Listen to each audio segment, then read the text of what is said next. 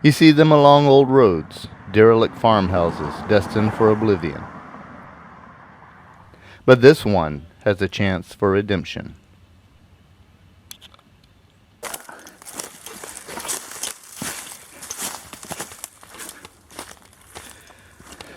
Hello everybody, it's your old buddy Brian and welcome to the Old Byrd Farm. And we're out here today. Obviously, as you can see, we've had a lot of rain and been doing some work out here clearing. And you know, we're just walking around surveying the work that's been done and what I need to do beyond this. And all kinds of great stuff happening out here at the Old Byrd Farm. And glad I wore my boots today because, ladies and gentlemen, it is muddy. And wait. What are you doing out here? Who's that? Trying to keep catching trespassers out here. Oh, wait. That looks like, that's Robert. That's Robert. So as I was saying before I bumped into Robert, welcome to Down the Road with Brian Mallard, and yeah. Hello. Yeah, I need someone removed. Oh, What's yeah. up, Brian? Oh, hey not too everybody, it's Robert coming to you from the Old Byrd Farm. And today, Brian's my cameraman, apparently. He just showed up out here now. I come and go like the wind. You having fun out here? I am. Been just looking at a little bit of stuff, but there's some stuff I know you've done out here that I have not looked at. Yeah. Specifically because I want to see it. Good and deal. Actually, at Goodwill, I got this cool Nikon Cool Pix camera, but it's like a $300 camera that I got for 15 bucks. So yeah, I'm trying it out today. And I'm out here at the Old Byrd Farm because why not? And actually, this is just a little teaser. Because what we're gonna do is I have a plan, which I will edit out what I said the plan was just like 15 seconds ago, so it will not give it away. But anyway, I wanted to see what the good Dr. Robert has done out here today, or in the last couple of days, and I see a bunch of old tin cans over here. That Oh yeah, this is the Old Byrd Farm store over here. You're just about 50 years too late for any of that Donald Duck orange juice that's over there. For just $12.99, you too can have this. $12.99. You're selling it a little cheaper than I was going to sell it. I see designs on there though. It looks kind of cool. That's actually your sarsaparilla. Well, root how beer or about whatever. Old Milwaukee? There you go. Tastes as great as its name. Now that's a vintage Old Milwaukee right there. Go ahead and take a sip of it. Go ahead. Look at all the dirt coming out of it. Wait. We got some Schlitz. Man, somebody with some drinkers, ladies and gentlemen. Schlitz. Them birds, man. Schlitz. There we go. But anyway, I understand we've got some construction. Yeah, here. Oh, wait. Is this an old... It's the Old For Byrd just Farm. $25.99, you can have this black toilet seat. That's actually part of the Old Byrd Farm outhouse. Here you go. Oh, look. This is the Old Byrd Farm swimming hole. Yeah. Just go ahead. So I'm gonna hand you back this because I want to show you some stuff so you can follow me. And this is some stuff that I actually haven't put on. I don't think I've noted it on the Watch Your Step channel. Oh, sweet. Unreleased material, friends and neighbors. I follow Robert for the tour. He points out problems and points of interest. So I brought the bush hog out here and did some cutting. I know. Yeah. Look at this. Looks good. Every time I think I've cut all the worst of the wisteria, you got stuff like this out here. Just look at this, ladies and gentlemen. Yeah. You could club somebody with that. There's another one over there that's even worse. And look at this stuff, ladies and gentlemen. Don't plant wisteria. This stuff is just killing all the trees out here, and it's awful. It's awful stuff. Like this, this tree's all gnarled. It doesn't go straight up like it's supposed to. It's just kind of ends up there into a gnarly top because the wisteria is just dragging it down. It looks like it has long hair. But let's keep going. Let's keep going this way. Oh, All right, so over here, this is just a particular area that fascinates me on this land. Because as we've discussed, if you've watched my channel any, then you know that this area has an awful high water table. It's unbelievable. Yeah, I mean, you know, we've had, I mean, granted it's rained a lot, but it hasn't rained for 3 or 4 days now, and we've still got water on top of the ground just like that. And I mean, it's been warm days. But over here, so I wondered if there may be hidden springs out here, you know, even a spring that maybe needed to be dug out. Just watch your step. How long have you been waiting to say that? You see what I did there, right? I see. That was quite clever. I approve. Thank you. Really? Ooh. Okay. You got to edit that up. Replay. that wisteria rattling in the major jump. So right here, this is an interesting area. Hang on, it's like, Look at these plants. These aren't growing anywhere else on the Old Byrd Farm here, and they're almost kind of like this almost looks more like field hay or something, like field wheat straw. I don't know, but it also reminds me of stuff that grows around marshy areas. yeah. And that's exactly what this is right here, this marshy area. We've got, again, this high water table, but this spot right here, I've never seen this dry. Wow. Right here. Now another problem that's leading to some of the devastation of this land, because this land is devastated with invasive species, is it looks like I'm standing on the ground right now, but if I start digging here, we're going to wind up running into 3 or 4 layers of wisteria before we actually hit the dirt. Wow, So serious? yeah, so what we've got going on out here is wisteria that's crisscrossed and crisscrossed. Then dirt has built up on top of that wisteria some, and then you've crisscrossed, dirt's built up on top of it. So we've got, you know, a good 6 inches of ground that's just wisteria vines and dirt that's built up on top of them, creating this hard to dig, you know, soil that's also very poorly drained because it's not getting down to the soil, it's stopping at the vines. I mean, and it really is devastated land from that wisteria. I mean, there's a vine. I just uncovered one running right. Don't plant wisteria. Yeah, don't plant wisteria. There's a crazy high water table out here, for sure. Because, you know, we got the pockets of water everywhere out here. It's almost like there's wet weather springs out here. I don't know if there's a possibility that there is or ever was a spring out here. It's possible. There's not anything that, you know, screams out to me like there is a spring out here. A lot of times when you see springs, at least down in this area, they're usually around rock outcroppings and something Right, like that, yeah. underwater aquifers, which are essentially underwater caves basically that the water runs through. Out here it's all just a sandy kind of flat soil. There still could be springs. I don't know of any. You know, I don't see any, you know, place where there would be a historic spring that would have dried up. Right. You know, but it's definitely an interesting, terrible soil.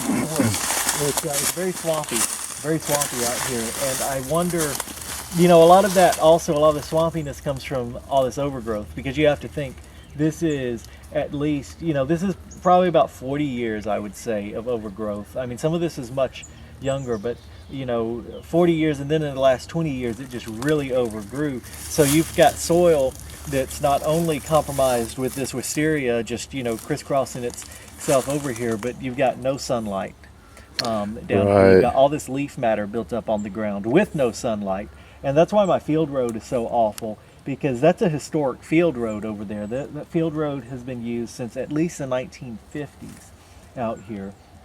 And I'm sure it was used as a field road before that, but it's mucky and impassable now without a four-wheel drive vehicle.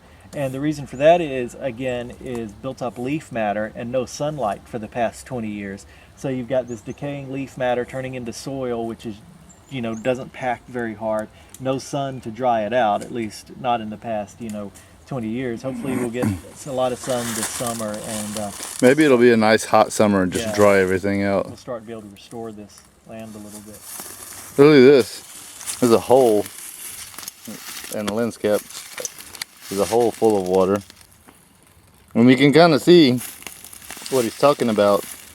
And just over this hole, the wisteria is just like. If you want to see some real wisteria devastation, I'll take you across the field road over here.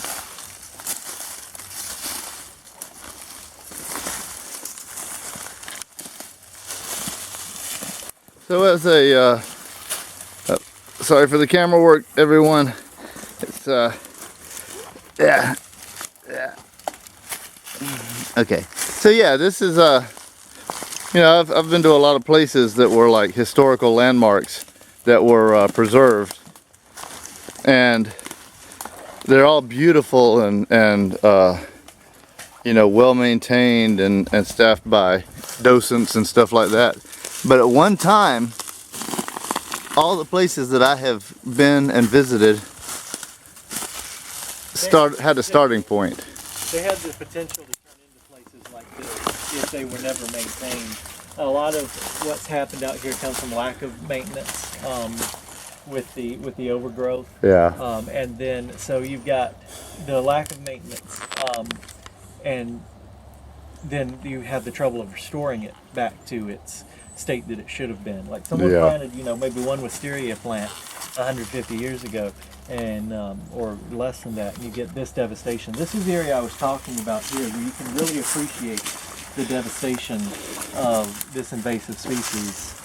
I've had bowls of spaghetti that were not this tangled. Yeah, I mean, look right here, you know, it's tight as a guitar string, and you know, just you're not even walking on the ground at this point. You're walking on wisteria. And the sad part is underneath this, that we see all of this crisscrossed wisteria under here. Underneath this is even more wisteria that's crisscrossed under that. We got a woodpecker right up there working on that privet tree. He's on the other side of that limb. Oh, he would be. There is much wildlife to be viewed here, and it'll be much easier once the land is tamed.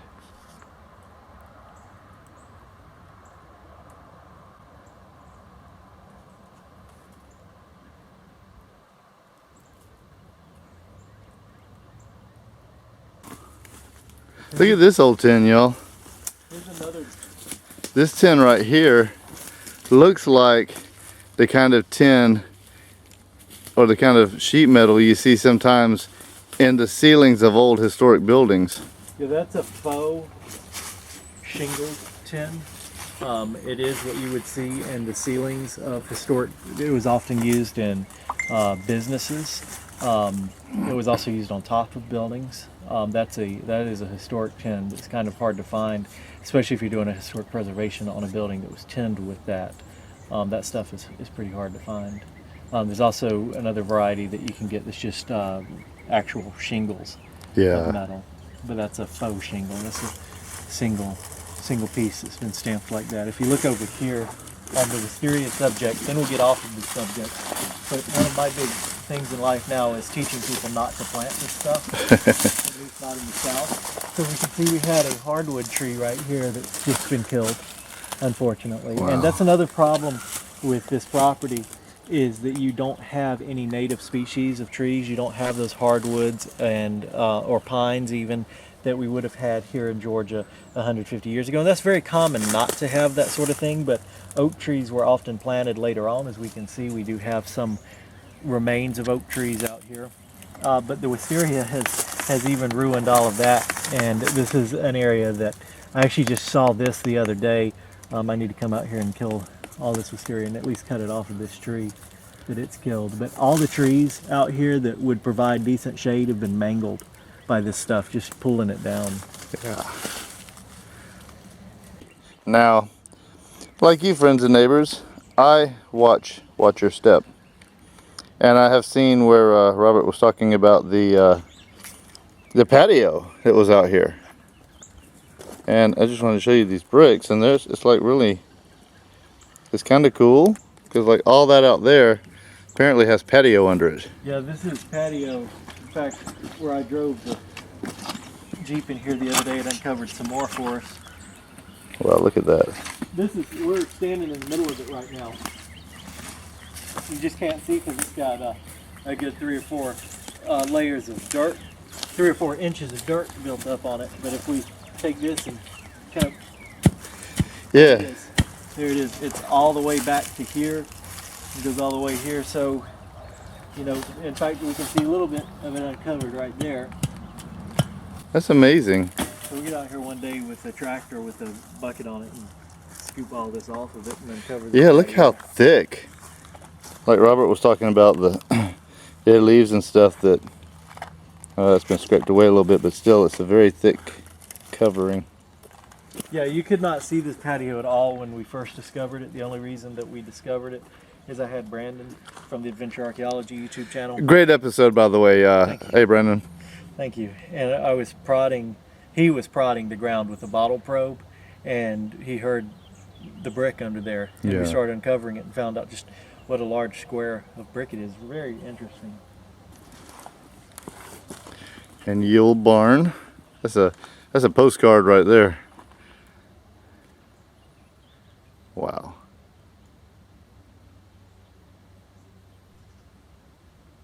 Next, Robert shows me his latest small construction project. Okay, so this is the thing that Robert has been working on. Yeah, This is my first time seeing it. This is the first of new construction out here on the Old Byrd Farm, and this was a hard decision to make as to how I wanted to do this, because originally I did not want to change any of the historic buildings out here, any of the historic structures, but I did want to build another lean-to beside this old canning shed. There used to be one on the back.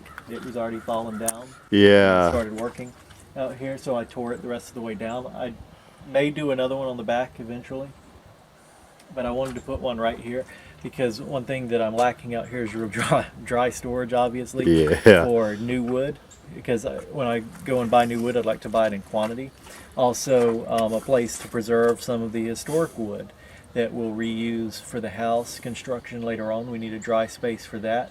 So I wanted to, I've got the canning shed, but it needs extensive work. I need to be able to take everything out of it, put a new floor into it, and then use it. So I needed a space that I could use, you know, permanently, for one, and also while I'm preparing to do work on other areas. So I decided to create this new space, and I did decide to go ahead and attach it to the canning shed because everything that we've done here can be removed if it's ever desired to put this canning shed back to its original state. Nothing has been changed to the point where it can't be put back, which is a good thing, something that we definitely wanted to happen. And also the cool thing is, while we do have new 2x4s up here, we are using some old wood. This is old sawmill lumber that was found in the barn over here. Oh. So this never looks like it was actually a part of the barn. It was just stored in the barn Wow. for a long time waiting on me. This That's solid too. This piece up here was an old ledger board for the porch of the house, and when I rebuild the porch of the house, I'll actually be replacing this ledger board with a modern 2x6 pressure treated piece of wood that'll last. And so we decided to go ahead and reuse that right there. Of course, again, we do have modern 2x4s, but some of the rafters will be historic wood from the barn that's salvaged, and we're also going to wall it right here, so it'll be open on either end. We're going to have a wall here, and we're going to recreate the look of the wall of the canning shed over there. So we'll build a wall like this, which is two wide pieces with a piece in between over there. So this building, this structure, I should say, will look like it belongs out here at the end of the day. Also, there was gingerbread work on the side of the shed up there. I took that down, and I took it down, and that was another hard decision to make, to remove something that was original to this building. But I took it down for two reasons. One, obviously the way that I attached this to the rafters of this canning shed, it had to come down. Also, I didn't want it to get damaged in the process of putting up the structure, but we were going to put it back up along this eave right here, and so it'll still match with the idea of the canning shed there. It'll match the construction. And that's something that, now you talked about potentially taking it back down at some point, but that's something you could leave up and it just be a permanent addition. Oh, absolutely. Very useful permanent addition. And that, I mean, honestly, I would probably not take this down, but if it ever came to the point where you do want to return this building, you know, somebody Right. in 100 years wants to return it to its original state and not the 100, the change that happened 100 years ago. It's possible without ruining the integrity of this building over here. Preservation, everyone, preservation. Look at that tan brick that's being mauled by that tree stump. Ye old barn. And this here, if you can see, ooh, got some wire. And you got some wire over there. And you see those boards across. Used to have a top on it. Robert thinks it was an old flight pen, and that makes sense. I have no idea. It's cool though. It's a relic in the overgrowth. Look at all that wisteria over there. Yeah, look at the wisteria. Like a bowl of ramen noodles. Good grief. Robert has his work cut out for him. When the days are longer, I plan to come out more and help. Look at this big foundation stone right here. One thing that we notice walking around on the Old Byrd Farm is we don't have a lot of rock outcropping out here. So when you do see field stones and stuff stacked out here, it's kind of unusual. So we do have one right here. We've got one right there that I flipped over, and more around this line. And why is that? Well, the reason is there used to be a house that sat here, right? Brian is standing on an elevation line, an upper elevation. I'm actually standing on the elevation line right now. We're on a hill, and right along this elevation line, there was a house that stood here. It was here back in the 1950s. The artifacts, because we've metal detected this area pretty heavily, Brandon and I did. First of all, this area is loaded with relics, so I've got to get the metal detector back out here and hit it again. But the artifacts that we found out here are 1920s. I did find a buckle that was estimated to be from the 1890s to 1910s era, so we can kind of put a date on this house, that it was probably late 1800s, just like the Old Byrd Farm house up there. It was probably built as a sharecropper house or possibly even a servant's quarters, because census records do tell us that the Byrds did have a servant living on the farm. So there's no telling, but the house stood here until the 1950s. After the 50s, it quickly vanished. But it's hard to believe there was ever a house here, but the evidence is hidden under the ground and the field stones that are hidden under the wisteria. So where's the... This land is full of relics. Robert's bottle dig site. My favorite place to revisit right here. This is and this is right down below the old house. Oh yeah. Up there. And this is also kind of where we get the idea that some of these artifacts that were pulled out of this area, this bottle dump, those bottles are early 1900s, so you kind of can tell an idea on the history of this place. Those are the broken rejects.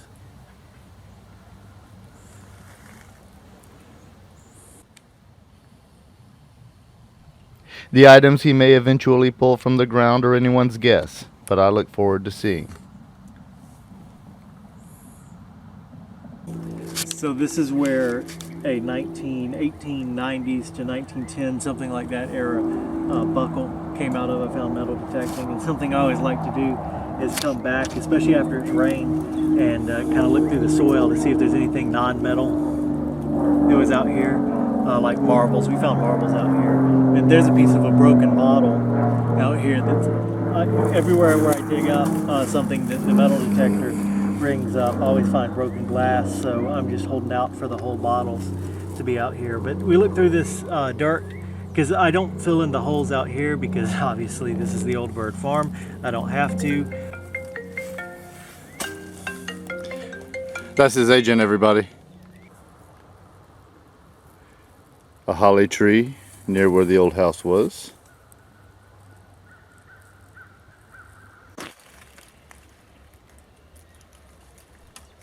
It's a beautiful land.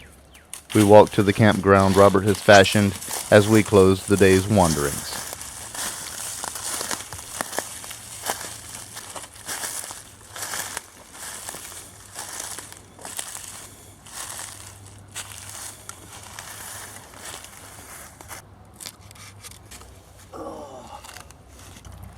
The Old Byrd Farm campground. Yeah, I like your campground. I'm gonna have to come out here and roast something one of these days. Yeah. The Old Byrd Farm. A farm that has long since outlived its glory days. Though overgrown, Robert Wright is working very hard to preserve this land and to improve it. So, for the first time in decades, it is a farm with a future.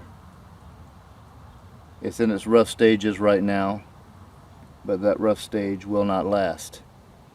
And so long as Robert Wright keeps working on the land and the house, the place as an entity, place as a whole, this will one day become maybe even a more glorious place than it was in the late 1800s, early 1910s. At least Robert can put it back to its former glory. The Old Byrd Farm. From glory to decay, on its way back to glory. See you down the road.